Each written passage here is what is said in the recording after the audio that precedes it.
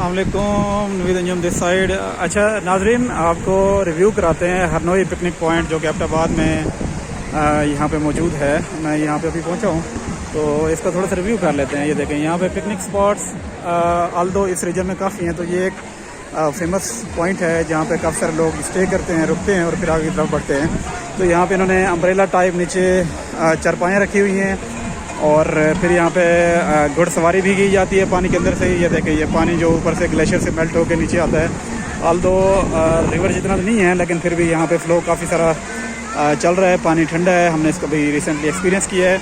और यहाँ की पेमेंट के हवाले से ये भी थोड़ा सा मैं रिव्यू कर देता हूँ कि ये पर अम्ब्रेला 300 चार्ज करते हैं, जो कि मेरे ख्याल में ज़्यादा एक्सपेंसिव नहीं है।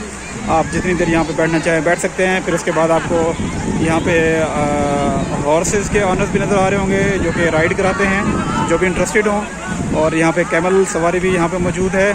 अगर आप लोग अवेल करना चाहें तो अराउंड इसकी जो पर राइड है 500 रुपीज़ यहाँ पे चार्ज किया जाता है।